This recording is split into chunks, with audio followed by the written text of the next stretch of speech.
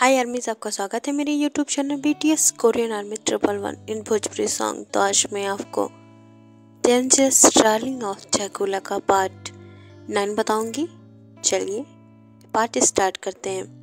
पिछले पार्ट में हमने देखा था कि तेजो की जेके के साथ बहुत ही ज़्यादा रफली इंटीमेट हो रहा था, बिकॉज वो एक ड्रैकुला है। आखिर वो कब तक अपने आप को कंट्रोल करेगा।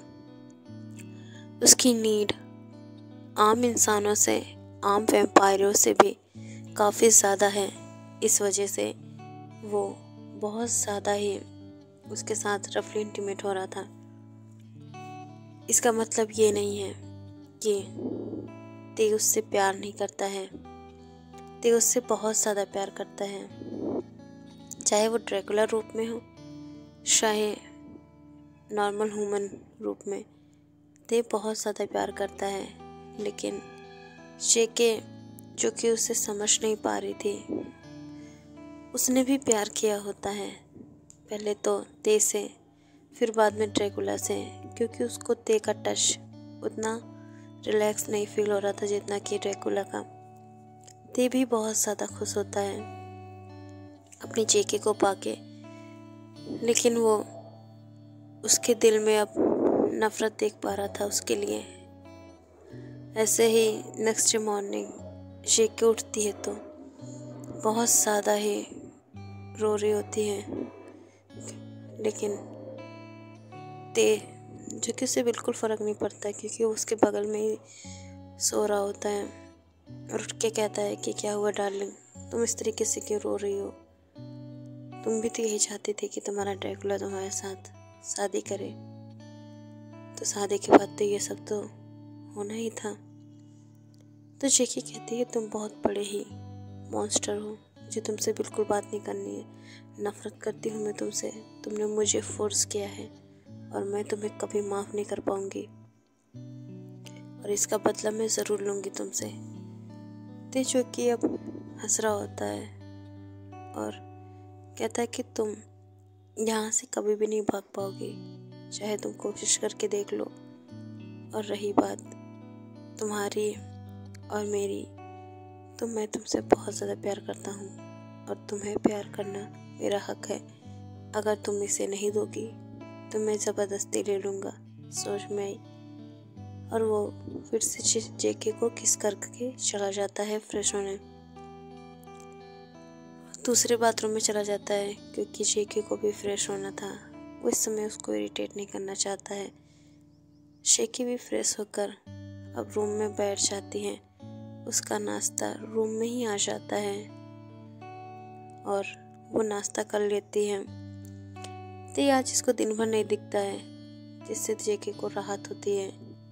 जेके जो कि अकेले बैठी होती है और एक इविल स्माइल देती है और कहती है कि तुम बहुत पछताओगे, तुम मुझे नहीं जानते कि मैं कौन हूँ, लेकिन तुम मुझे बहुत ज़्यादा ही इरिटेट कर रहे हो और तुम्हें इसका अंजाम भुगतना ही होगा। और वो एक इविल स्माइल देकर फिर से आराम करने लगती है और सो जाती है। ऐसे ही अब शाम को जेके अपने रूम में सो रही होती है, तभी वहाँ पर ते आ जाता है। जेके जो कि उसके रूम में ही सोती है, लेकिन ते वहाँ से चला जाता है क्योंकि उसे वो ज़्यादा परेशान नहीं करना चाहता है। लेकिन रात में वो उसके साथ ही रहना चाहता है, उसे प्यार करना चाहता है। आज फिर से जेके के साथ वही ज़बरदस्ती होती है और ते फिर से ड्रैकुला रूप में उसके साथ इंटीमेट होता है, क्योंकि जेके उसे इतना ज़्यादा डरवा देती है, इतना ज़्यादा उल्टा सीधा बोलती है कि वो बिल्कुल भी सहन नहीं कर पाता है। इस वजह से वो उसके साथ फिर से ड्रैकुला रूप में इंटीमेट होता है। ऐसे ही अब ये रात भी बीत जाती है। नेक्स्ट डे मॉर्निंग में अब जेके जल्दी उठ जाती है और तुरंत ही छत पे चली जाती है। वहाँ पर एक काला धुआं होता है, जिससे जेके बात करने आई थी। जेके अब वो बिल्कुल ही बदल चुकी होती है। उसकी आंखें नीली और शरीर हरे रंग का हो गया होता है और वो इस रूप में भी बहुत ज़्यादा ही खूबसूरत लग रही होती है, लेकिन उसे कोई देख नहीं पाता है। और वो काले बादल, उसमें से आवाज़ आती है कि जल्दी से काम करो। तो फिर शिकी कहती है, जी किंग, मैं इस काम को जल्दी से फिनिश करूँगी। तो फिर किंग कहता है, ठीक है, और अब जाओ, वरना किसी को शक हो जाएगा। अगर ड्रैकुला जाग गया तो बहुत ज़्यादा दिक्कत हो जाएगी। शिकी हूँ कह के वहाँ से नीचे आ जाती है। यहाँ पर ते बड़े आराम से सो रहा होता है और बहुत ज़्यादा गहरी नींद में होता है। शिकी तुरंत अंदर आकर फिर सोने चली जाती है और वो अपने माइंड में कहती है कि अगर मुझे उस काम को करना है तो इसको अपने प्यार में गिराना होगा, इसके साथ बहुत प्यार से रहना होगा, इसे दिखाना होगा कि मैं इससे बहुत ज़्यादा प्यार करती हूँ। अब शो की बहुत ज़्यादा इविल स्माइल दे रही थी और वो तुरंत ही फ्रेश होकर आती है और तेजो की अब उठ चुका होता है और उसके पास आकर ते उसे हक करता है। तो फिर शिकी कहती है कि मैं तुमसे एक बात कहना चाहती हूँ। तो ते कहता है, हाँ कहो। तो शिकी कहती है कि मैं सोच रही हूँ कि क्यों ना तुम्हें और इस रिश्ते को एक मौका दिया जाए। ते ये सुनता है तो बहुत ज़्यादा खुश हो जाता है और कहता है कि सच में क्या तुम मुझे मौका दोगी। तो फिर शिकी कहती है, हाँ मैं तुम्हें मौका दूंगी, पर इस भरोसे को मत तोड़ना।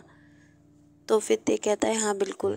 तो फिर क्या हम इंटीमेट हो सकते हैं तुम्हारी मर्जी से, क्योंकि अभी तक मैं जितनी बार भी इंटीमेट हुआ हूँ वो सब मैंने ज़बरदस्ती किया है और तुम्हें मर्जी भी नहीं थी। तो क्या मैं तो शिकी भी हाँ में पल के झपका देती है। अब ते बड़े ही प्यार से उसे किस कर रहा होता है। शिकी जो कि मौन कर रही होती है और बहुत ज़्यादा ही उसके नेक पर वॉइस दे रहा था ते। शिकी इस चीज़ों को एंजॉय कर रही होती है।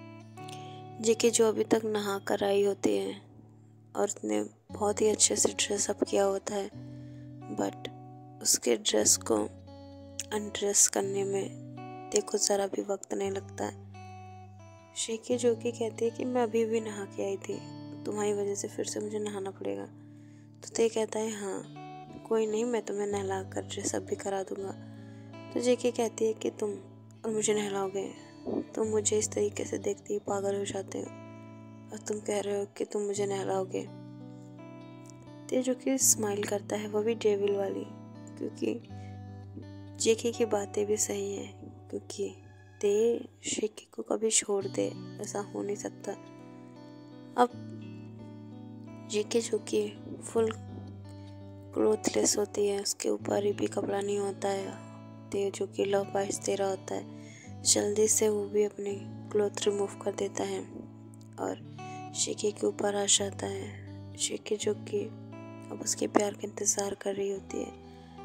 जैसे ही ते उसके अंदर एंटर होता है, शिकी बहुत ज़ोर से मौन करती है, जिससे ते को बहुत ज़्यादा ही एक्साइटिंग फील होता है, जबकि उसने रात में किया होता है फिर भी। और इस तरीके से ते बहुत ही प्यार से उसके साथ इंटीमेट हो रहा था। अभी तक वो ड्रैकुला रूप में कर रहा था, लेकिन आज इतने प्यार से जेके ने उससे रिक्वेस्ट की है, उसे मौका दिया है, तो आज वो ह्यूमन रूप में उसके साथ इंटीमेट होता है, जिससे बहुत ही ज़्यादा जेके को प्यार फील हो रहा था और वो भी फुल एंजॉय कर रही होती है और बहुत ही अच्छे से मौन कर रही होती है। वो पूरा फील कर पा रही थी कि ते उससे कितना प्यार करता है। और ऐसे ही अब इन दोनों का रोमांस चलता है और अब बहुत ज़्यादा ही ये लोग थक हार कर सो जाते हैं और जब उठते हैं तो शाम हो रही होती है और जल्दी से ये लोग फ्रेश हो जाते हैं और नाश्ता भी आ जाता है इन लोगों का। ये लोग जल्दी से कर लेते हैं क्योंकि सुबह से इन लोगों ने कुछ भी नहीं खाया था और मेड से कहते हैं कि अब हम लोगों का नाश्ता तुम 2 बजे ही लेकर आना, क्योंकि मैं नहीं चाहता कि हमें कोई डिस्टर्ब करे। मेड भी कहती है, हाँ ठीक है जी मास्टर, और वो चली जाती है। थे जो कि अब शेके के पास ही होता है। शेके फ्रेश तो हो चुके थे पर उसने अभी तक क्लोथ नहीं पहना होता है। उसे बाथरूम में होती है और क्लोजेट से जाकर ड्रेस निकाल के उसे ड्रेसअप करने लगती है। तभी ते आ जाता है। ओके यार, इस पार्ट को मैं एंड करती हूँ। नेक्स्ट पार्ट में जानेंगे कि अब ते क्या करेगा। क्या ते अब दिन भर शेके के साथ इंटीमेट होगा, क्योंकि वो एक ड्रैकुला है। ड्रैकुला की नीड जो पूरी नहीं होती है। अब इस मुताबिक तो मुझे लग रहा है कि अब ते ने बहुत बड़ी गलती कर दी है जो उसने शेके से प्यार किया है, या फिर शेके ने बहुत बड़ी गलती कर दी है ते को मौका देकर। अब उसकी सारी रातें रोमांटिक ही होंगी, बिकॉज कभी भी प्यार करने वाले ऐसे नहीं छोड़ते हैं। और अगर सच्चा प्यार है तो दूरी तो बिल्कुल होनी नहीं चाहिए। और यही हाल है तेकुक का। और आर्मिस, स्टोरी अच्छी लग रही है तो आप लोग कमेंट कर दीजिए। बाय आर्मिस सरांगे।